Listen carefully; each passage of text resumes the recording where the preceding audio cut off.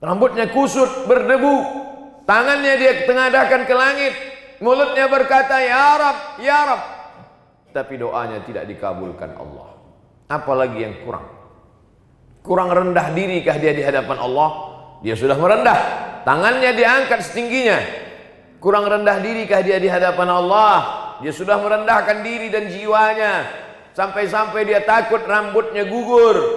Lalu kenapa doanya tidak dikabulkan Allah? Ternyata sebabnya, kata Nabi Muhammad sallallahu alaihi wasallam, mata' man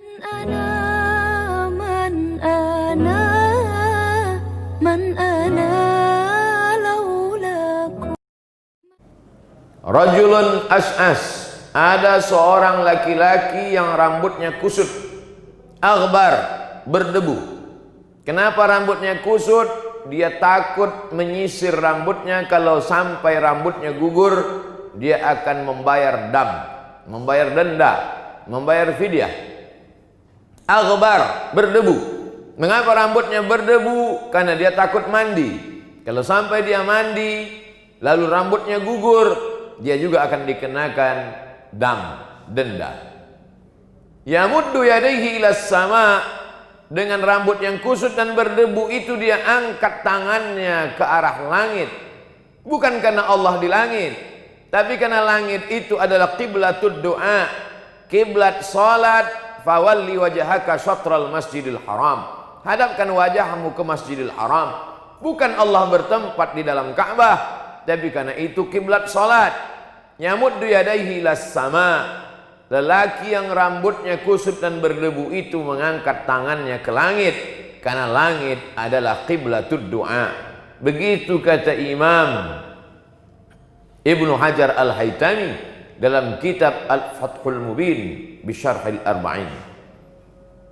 Lalu ketika dia angkat tangannya ke langit, dia berkata, ya Rab, ya Rab, ya Allah, ya Allah. Ketika orang berkata ya Rahman, saat itu dia sedang memanggil wahai engkau yang penyayang. Ketika seorang berkata ya Rahim, saat itu dia sedang memanggil engkau yang maha pengasih. Tapi begitu dia berkata ya Rabb, maka saat itu dia sedang berkata ya Rabb, kau yang mencipta aku. Ya Rabb, kau yang mengatur hidupku. Ya Rabb, kau yang memberi aku rezeki. Rambutnya kusut, berdebu, tangannya dia tengadahkan ke langit, mulutnya berkata ya Rab, ya Rab, tapi doanya tidak dikabulkan Allah. Apalagi yang kurang? Kurang rendah dirikah dia di hadapan Allah? Dia sudah merendah, tangannya diangkat setingginya. Kurang rendah dirikah dia di hadapan Allah? Dia sudah merendahkan diri dan jiwanya, sampai-sampai dia takut rambutnya gugur. Lalu kenapa doanya tidak dikabulkan Allah?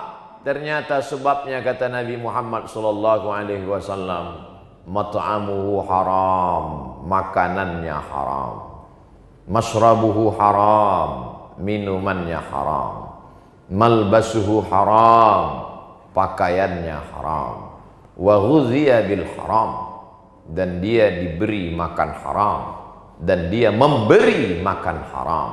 4 sebab doa tak diperkenankan, tak dikabulkan Allah. Dan kita sampai hari ini alhamdulillah tidak memakan makanan haram.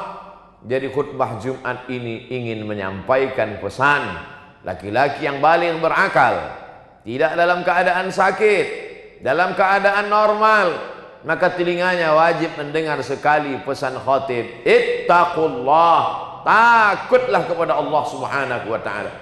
Ayyuma lahmin, setiap daging di badan, nabata min haramin, kalau dia tumbuh dari yang haram, fannaru aulabi, tempatnya lah neraka jahanam.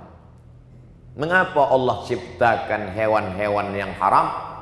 Kalau memang itu haram, kenapa diciptakan Allah? Ujian. Diciptakannya makhluk yang haram itu sebagai ujian. Ahasiban nasu ayyutsraku ayyaqulu amanna wa hum la yuftanun. Apakah manusia itu dibiarkan begitu saja berkata kami beriman, kami percaya kepada Allah, kami percaya kepada Rasulullah sallallahu alaihi wasallam, wa hum la yuftanun, padahal mereka belum diuji. Ujian bukan hanya kebakaran, ujian bukan hanya pandemi corona, ujian bukan hanya sakit, Ujian bukan hanya demam, ujian bukan hanya rugi. Di antara ujian, sanggupkah diri menahan dari yang haram? Masalah haram ini terbagi dua. Pertama, bendanya haram. Hurriman alaikumul maitatu, diharamkan bagi kamu makan bangkai. Waddamu, darah. Walahmul khinzir, daging babi. Wal munkhaniqatu, binatang yang tercekik. Wal mauqudhatu wal mutaraddiyatu wan natihatu, binatang yang terjepit, binatang yang tertanduk, binatang yang terpukul. Wa ma akalas sab'u, binatang yang diterkam, binatang buas belum sempat disembelih. Wa ma dzubiha 'alan nusub, binatang yang disembelih sebagai sajian berhala, sebagai pemberian kepada hantu setan jembalang tanah. Wa ma uhilla bihi li ghairillah, binatang yang disembelih bukan atas nama Allah, maka sembelih dia dengan nama Allah. Bismillah, dengan nama Allah. Maka binatang itu pun menjadi halal, karena dia memang binatang halal. Tapi ada binatang itu halal, disembelih dengan cara yang halal.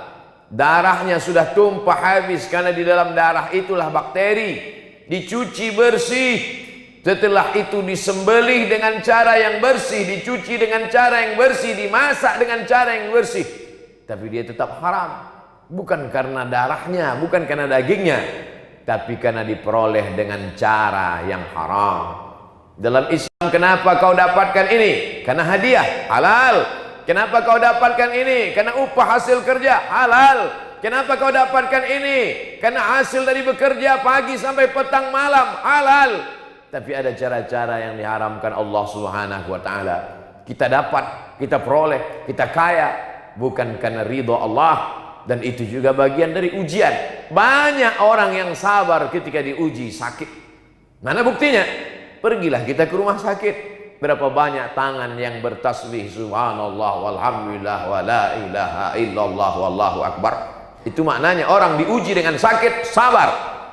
Berapa banyak orang yang sabar diuji dengan pandemi corona? Apa buktinya? Orang sabar memakai masker, orang sabar tidak keluar rumah, orang sabar ikut protokol kesehatan. Dan bagi yang sudah terkena penyakit, sabar dia dalam rumah sakit 14 hari lamanya dia sabar. Itu menunjukkan orang sabar karena pandemi.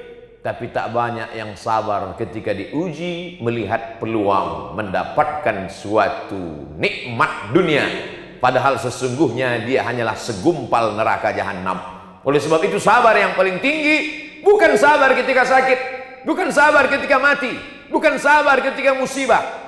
Sabar ketika gempa bumi, sabar ketika gunung meletus, sabar ketika tsunami.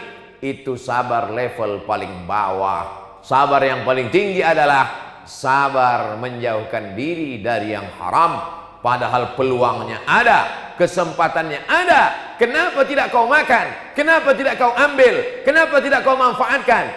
Jawabannya, inni akhafullah, aku takut kepada Allah Subhanahu wa ta'ala. Itulah orang puncak kesabaran. Makanya dikatakan dalam Al-Quran, innallaha ma'as sabirin, Allah bersama dengan orang yang sabar. Sabar yang bagaimana?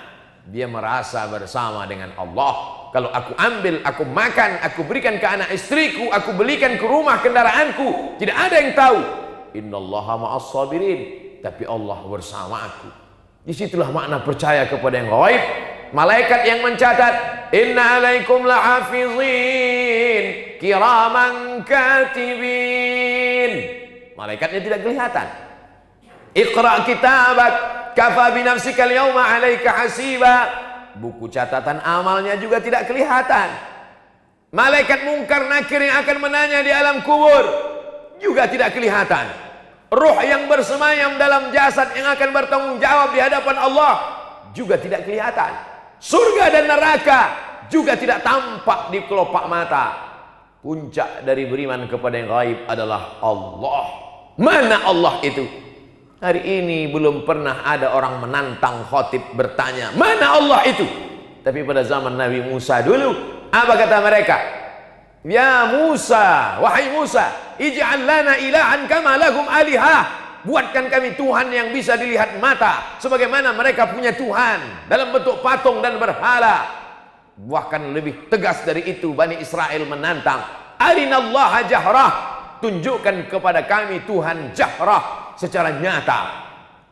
Ma khatara bi balik, fallahu laisa kadzalik. Apa yang terlintas di hatimu, maka Allah tidak seperti itu. Kau pejamkan matamu, nampak hitam putih merah, nampak bayang-bayang, itukah Allah? Walam yakul lahu kufuwan ahad. Dia tak setara dengan apapun. Tiba-tiba di suatu malam datang berbisik ke telingamu, akulah Tuhan, itukah Allah? Laisa kamitslihi syai'un. Tak ada yang serupa dengan dia, tapi dia ada. Bisa dirasakan oleh hati yang tulus ikhlas. Ketika kita sedang puasa Senin Kamis, masuk ke dalam kamar mandi, air baknya penuh, tidak ada yang melihat, kamera CCTV tidak ada satupun yang tahu kalau kita minum. Mengapa kita tidak minum? Allah, saat itu kita sedang yakin ada Allah, dirasakan dengan amal soleh. Kita angkat takbiratul ihram, Allahu Akbar, di dalam kamar, tertutup, terkunci, tidak ada satu manusia pun. Tapi kita tidak mau bergerak lebih dari 3 kali. Mengapa tidak mau? Allah, saat itu kita sedang merasakan keberadaan Allah. Hadirkan Allah dalam hati dengan salat-salat sunnah. Kuatkan iman dengan senantiasa puasa-puasa sunnah. Falyabudu rabb hadzal bait, bersedekah min thayyibat, yang baik-baik saja. Wa anfiqu, berinfaklah, wa anfiqu, bersedekahlah, wa anfiqu, berzakatlah, wa anfiqu, berwakaflah, min thayyibat, yang halal-halal. Kulu, makanlah, min thayyibati ma razaqnakum, yang halal-halal saja. Tak banyak yang sanggup menghadapi ujian ini, akan tetapi ada manusia-manusia yang dipilih oleh Allah Subhanahu wa taala. Bagaimana kalau sempat termakan? Bagaimana kalau sempat terambil? Sesungguhnya beberapa ujian dalam hidup kita adalah karena Allah sayang kepada kita. Dia ingin yang haram-haram itu lepas, dia ingin yang haram-haram itu hilang. Ada orang yang selama ini badannya tetap sehat, hidupnya tetap tenang, jabatannya tetap tinggi, tak ada hal yang dimakannya haram. Di mana Tuhan? Kenapa tidak adil? Kenapa saya yang baru sholat langsung sakit? Kenapa yang baru taubat langsung kehilangan? Kenapa langsung? Kenapa begini? Kenapa begitu? Allah Ta'ala memberikan jawaban dalam Al-Quran. Ada manusia-manusia yang kelihatannya dalam nikmat, wa umli lahum, kuulur untuk mereka, kuulur umurnya panjang, kuulur rezekinya banyak, kuulur badannya sehat, kuulur jabatannya tinggi. Inna kaidi matin, itu tipu dayaku. Yukhadi'un Allah, mereka menyangka sedang menipu Allah, wa huwa khadi'uhum, padahal Allah sedang menipu mereka. Mereka sedang menipu Allah. Lihatlah Allah tak tahu, lihatlah Allah tidak sadar bahwa aku sudah berbuat dosa. Maka sesungguhnya mereka sedang menipu diri mereka sendiri. Apa kata Allah? Apa kata Rasulullah? Innallaha la yumli lizalim. Allah mengulur orang-orang yang zalim itu dengan banyak kenikmatan. Hatta idza akhadhahu lam yuflithu, sehingga ketika Allah menjatuhkan azab tak tersisa sedikit pun. Maka kalau masih ada ujian diberikan Allah, sesungguhnya Allah sayang dengan kita supaya kita segera bertaubat kepada Allah Subhanahu wa taala. Yang tidak mau bertaubat, isma syi'ta, hidup sesuka hatimu. Hiduplah dengan cara Fir'aun, hiduplah dengan cara Qarun, hiduplah dengan cara setan. Fa innaka mayyit, tapi ingat, kau akan mati. Sekaya apapun kau akan mati, sehebat apapun kau akan mati, dan kan akan minta pertanggungjawaban di hadapan Allah Subhanahu wa taala. Barakallahu li wa lakum fil Qur'anil azim wa nafa'ani wa iyyakum bima fihi minal ayati wadh-dhikril hakim wa taqabbala minni wa minkum tilawatahu innahu huwal ghafurur rahim. Allahumma shalli ala